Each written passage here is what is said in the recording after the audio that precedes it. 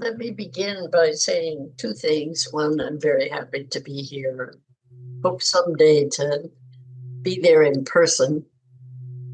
And secondly, every time Valerie or Henry gives a Dharma talk, it's always against a blank wall. And we not only don't have a temple, as it were, so I'm sort of like homeless Kodo, famous 20th century Japanese Zen master. But the more I become identified with Dogen's mystical realism, the more I feel comfortable with my living room as the backdrop. And it's the ordinary things of the world that was, what did Dogen call it, realization in its concrete expression. So here you are in my living room. So Dogen is famous, perhaps notorious, for having told us that practice is enlightenment. And practice is not a means to acquire enlightenment or to arrive there, which is in Dogen world teaching is called a gaming idea, especially the Soto sect. So we don't sit or even work on a koan in order to get somewhere else.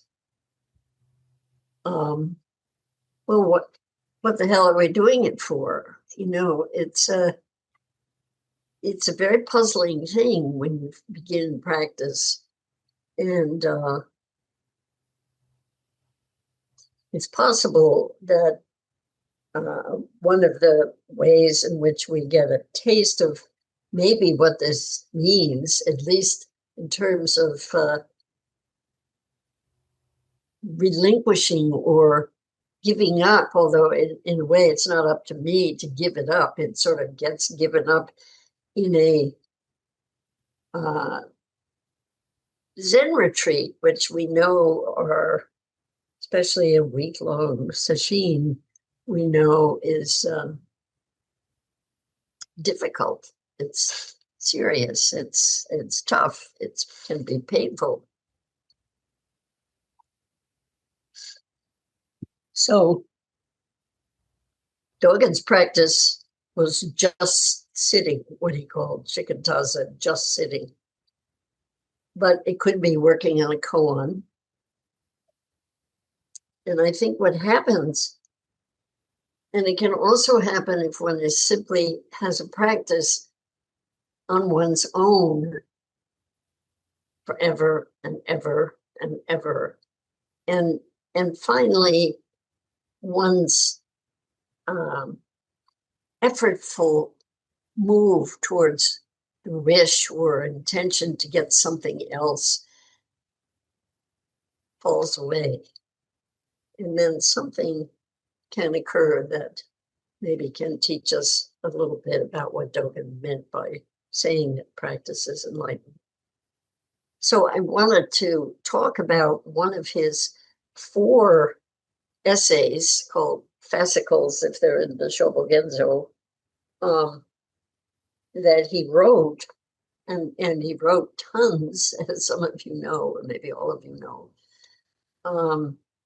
about zazen, and what it is and what it isn't. So one very interesting thing he says is that it's not about sitting or lying down. Namely, the postures don't act as a cause that bring about something else. And there's no why. There's no, well, why do we do this? In terms of why do we sit as opposed to lie down or stand on our heads or whatever.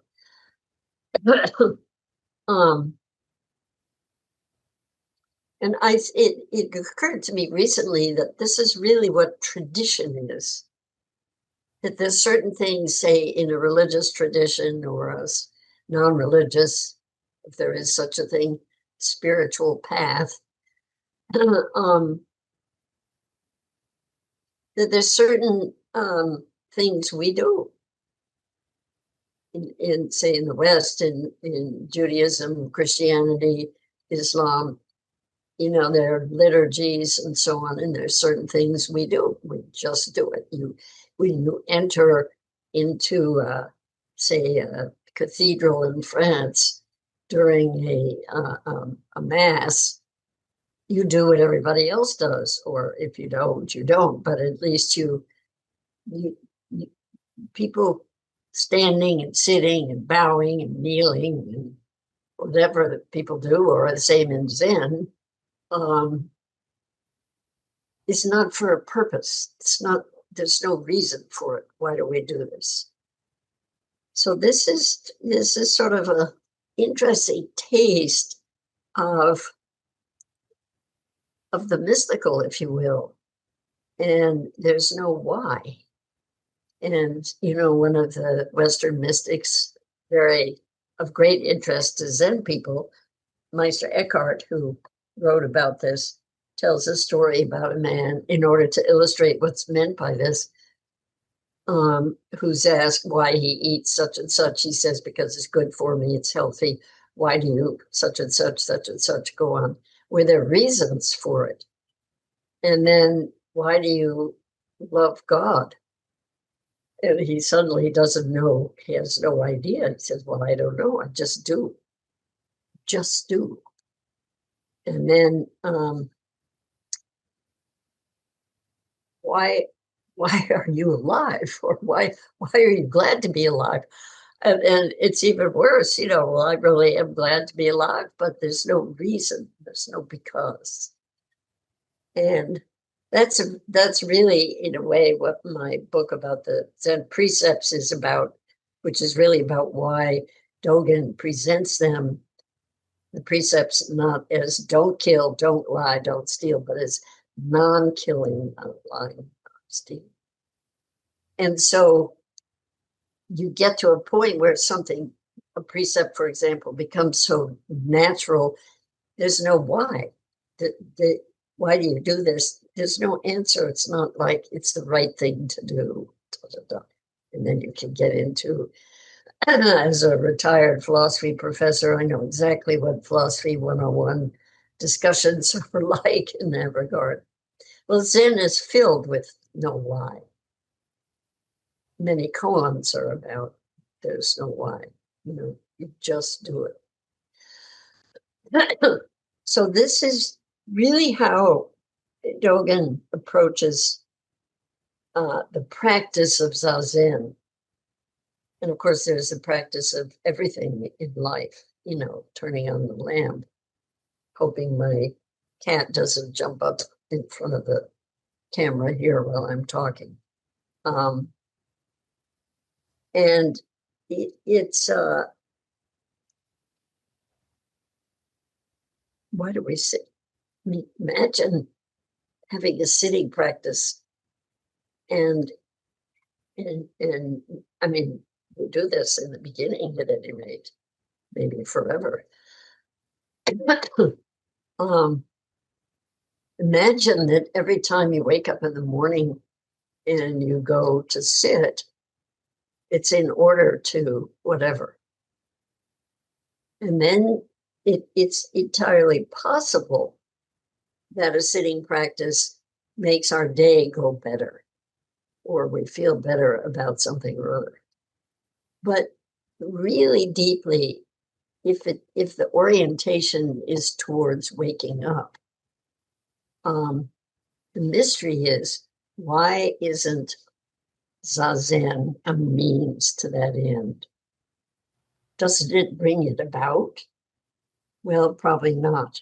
Probably what it does is what I like to think of as prepares the conditions for us suddenly being pulled, or as Zen teacher Joan Sutherland says, being fetched, which I love, being suddenly something happens. It's like sneezing, getting a joke, having an insight.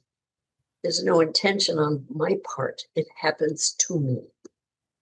And this is, I think, the point of the muses in the case of artistic creation or any kind of creation.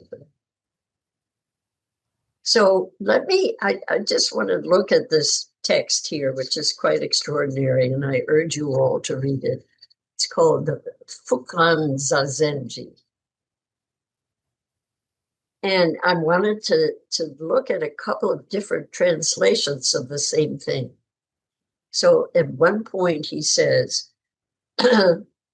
you should therefore cease from practice based on intellectual understanding, pursuing words and following after speech, and learn the backward step that turns your light inwardly to illuminate yourself. And I'll come back to what that could mean for us.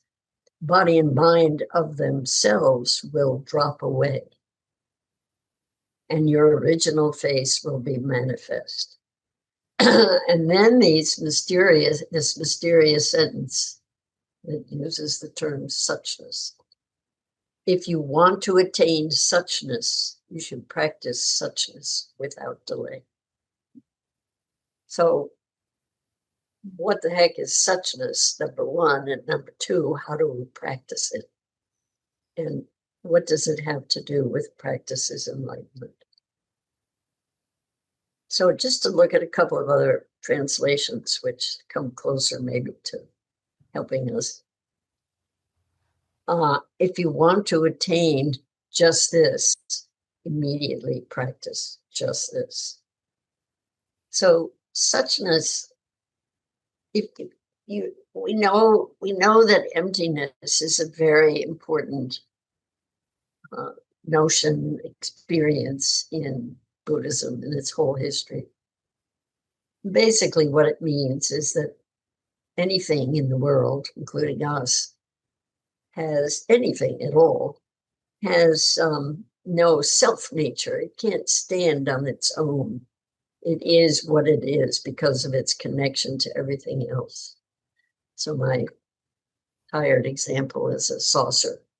Is a saucer because it's not a plate. It's not a cup. It's not and that's part of our concept of a saucer. We know what it's not. But if all of the connections to it that allow us to say what it is fall away, we discover that it's empty. It can't stand by itself. It has no name anymore. But it doesn't lose its identity, if you will. It's a misleading word here, but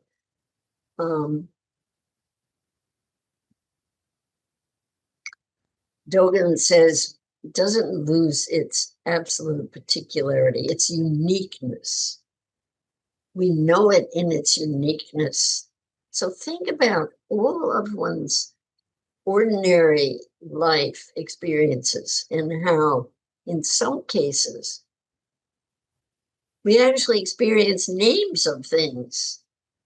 We experience separation from them. If you get good at the subtleties of noticing what we do, what we don't do, what we feel, what we think, etc. This is very important for practice, and it's amazing to see that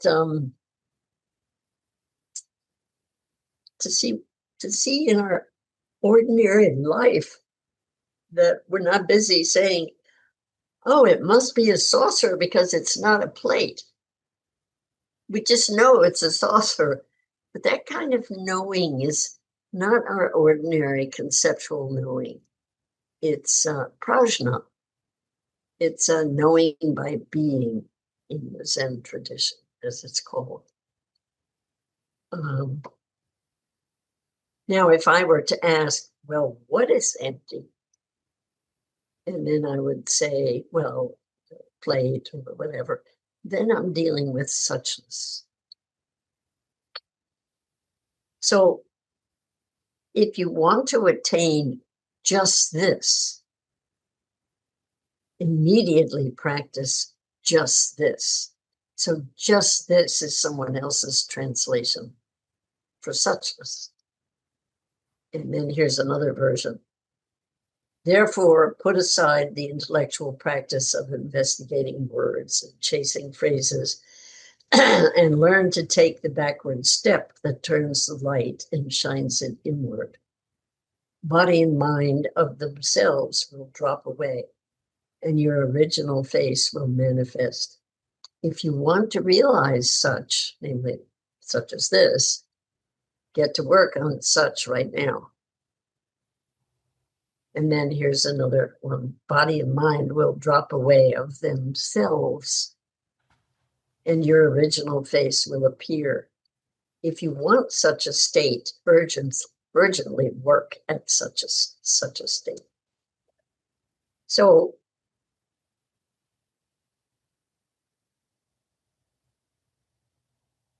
shikantaza is just sitting, is said to be the most difficult meditation. And I remember Bernie Glassman, my teacher, said, in the Soto temples, a monk comes to be accepted as a student and practice for over many years. And he said they just throw him into the sendo with no teaching, nothing.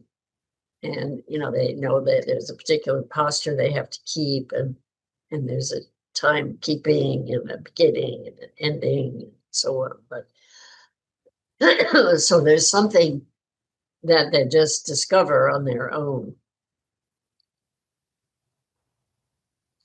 So I think one of the things that happens when we start a sitting practice is, first of all, we have a gaining idea. We have an idea that it's going to make me better, or that it's good for me, or whatever our version is. Or maybe we're going to be enlightened. Who knows? And then I'm told, in the case of just sitting, well, you just sit, and that's it. Just sit. Just do this. Don't do anything else. But to really get to just sitting, which is the just there is the suchness as it is one of the ways this is translated. To know something as it truly is to know it without any embellishments, any stories about it, any concepts about it, any reasons, any cause, anything. And, story is a word we use that has a little pejorative sense, but it's an important idea to become free of all the embellishments around knowing, say, this glass of water is not so simple. I mean, it's a glass of water. Well, that's an embellishment. Embellishment is a word I just came to me right now. I think it works, but so what does it mean to know this without knowing, as it were, in the ordinary sense of knowing what it is? So I'm supposed to be just sitting. Okay, well, I'm just sitting. So what does that mean? Do I feel my posture? What is it? Just sit. Just sit. Without any idea about it, any thought about it, any name about it, any adjective about it. Let it be so unique. There are no words for it. There's no such thing as being unique in this respect or that respect. Unique is unique. There's nothing to compare it to.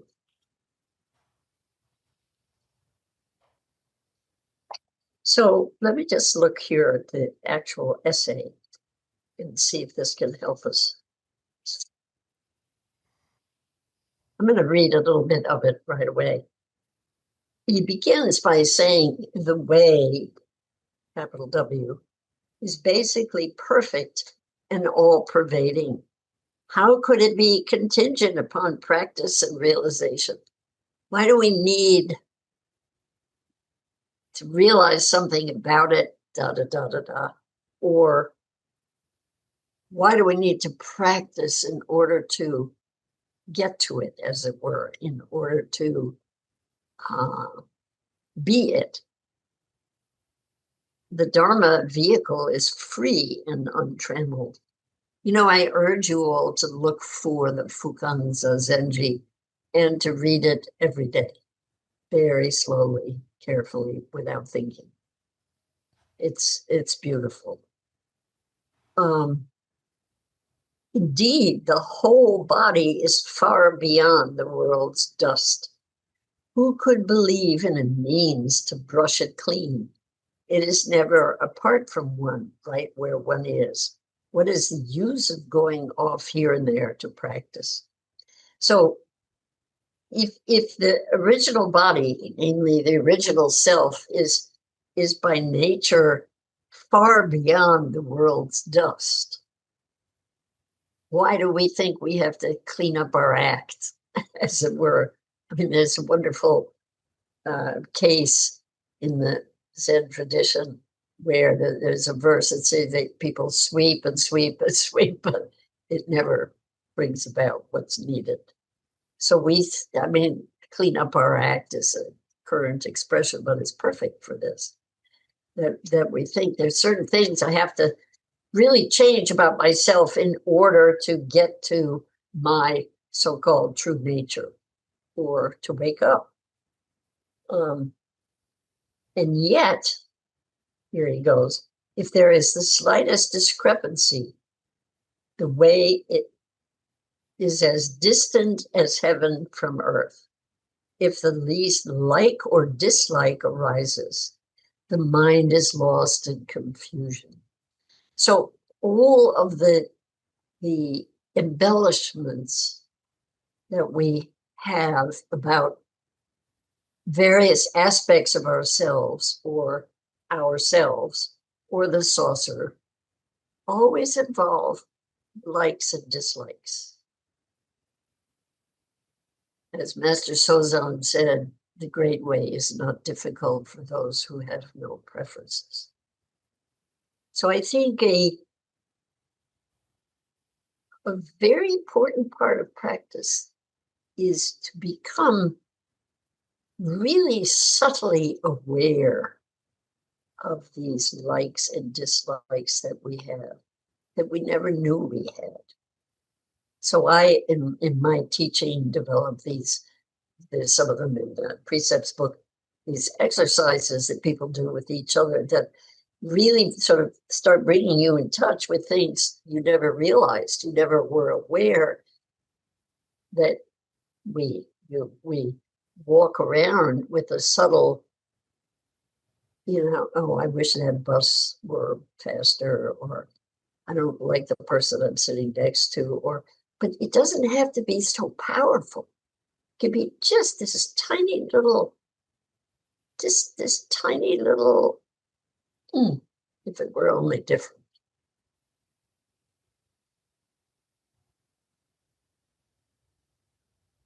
Etc., etc. Then he says, you should therefore cease from practice based on intellectual understanding, pursuing words, and following after speech.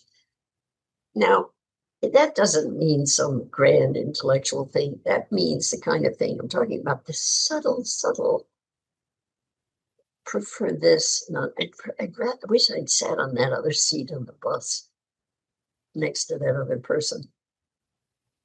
It's a story. It's just, but it's so subtle. These are the kinds of things we don't notice, but that actually run our lives and our decisions about where we sit and what we like and what we don't like, and so on and so forth. And at this point, he says, instead of all of that, learn the backward step that turns your light inwardly to illuminate yourself. Now, it's the backward step, and there are other translations for this, is it's really, think about the moments when you've had the experience of coming home. When you realize, our minds are always busy, a little bit out here, sometimes way out, but sometimes just a little bit out here. And then there are these moments when all that stops, and it's as if we come home. And we don't have any thoughts about it. It's just a sense we have. But eventually one can actually learn the backward step. So you sort of sink back into yourself as so far into yourself that there are no more embellishments.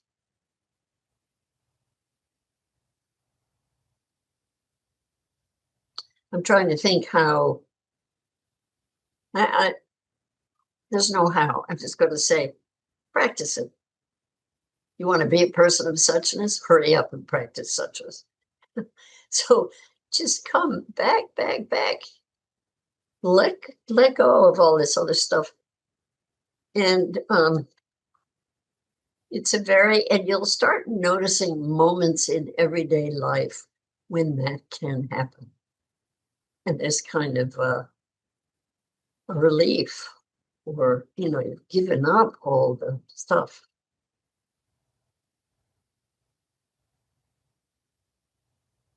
And then he says, for zazen, he gives instructions: a quiet room, eat and drink moderately, cast aside all involvements and cease all affairs.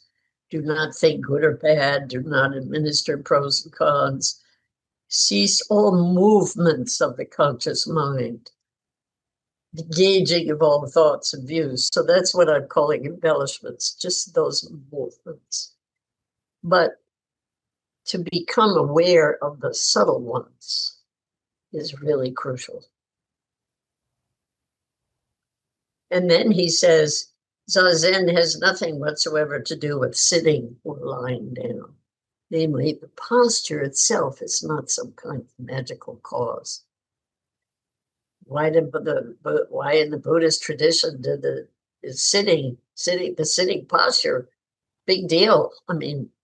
This is not true in the Western traditions, for example, or maybe it is in Hinduism, but no reason. It's just what they did. So we keep doing it. That's, I think, what a main part of what's called tradition. So there's no why here. There's no explanation. It's just this. We just do this. And then another big mysterious thing in the next paragraph is that the instruction is, this will be the next Dharma talk if I ever do one here. I promise you. Think, not thinking. How do you think not thinking? Non-thinking. This in itself is the essential art of zazen. Just put it in a box and Mujo will come back to that. And then he says, calling on the history of Zen, of the literature of all these famous cases, the bringing about of enlightenment, when the teacher does something striking, it's unusual, shocking in some ways, by the opportunity provided by a finger, the teacher cuts off the boy's finger when he's imitating his teaching, and the boy becomes enlightened. It's a horrible case, but it's also a very important one.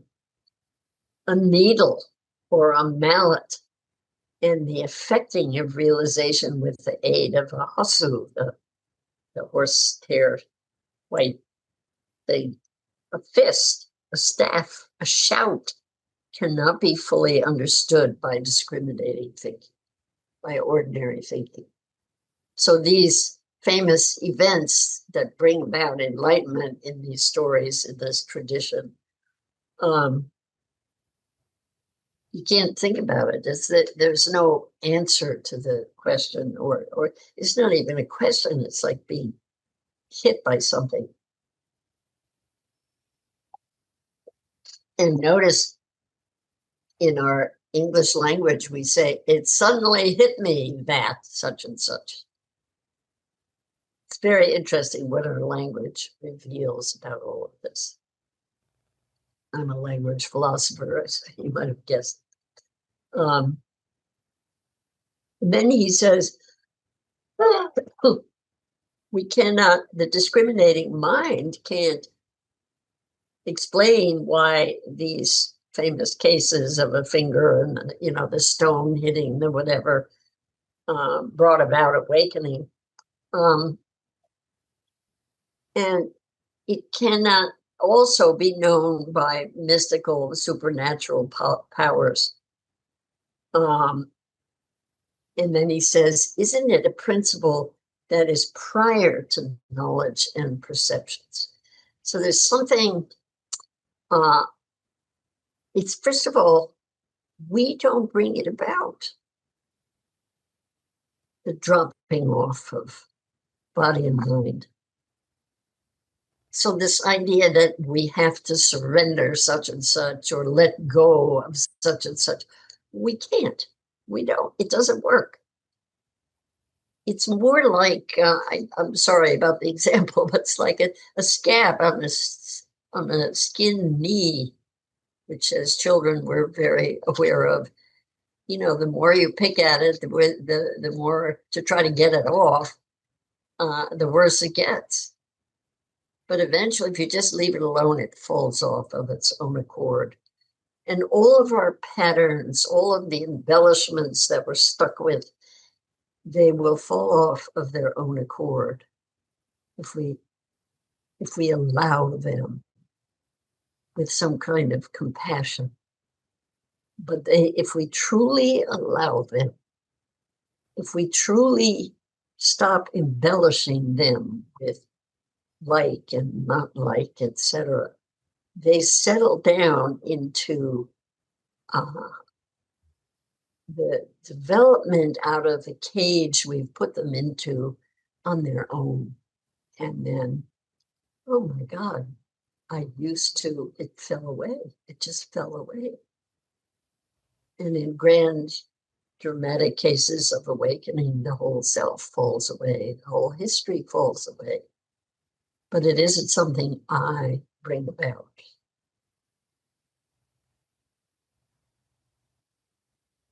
There's an extraordinary healer and mystic named Ron Young. And he said once, I was so hit by this. He said, your projects will remain the same, and the directions in which you're going will remain the same, but you are no longer driving the car. So you're allowing, I tend to use this term, you're allowing the divine, the absolute, to take over. And there's such freedom in that. And it's, so I think to notice again the ordinary experiences that we have of getting a joke or having an insight, etc., where I don't bring it about, it happens to me. And to just be more aware of ordinary things like this. Well, he ends this by saying, please, honored followers of Zen, long accustomed to groping for the elephant, do not be suspicious of the true dragon. Devote your energies to a way that directly indicates the absolute. Revere the person of complete attainment. The driver, no longer the driver, who is beyond all human agency. It's not me who brings about these changes in me, these this, oh my God, that's human agency. It's gone. Gain accord with the enlightenment of the Buddhas, succeed to the legitimate lineage of the ancestors' samadhi. Constantly perform in such a manner, and you are assured of being a person such as they. Your treasure store will open itself and you will use it at will.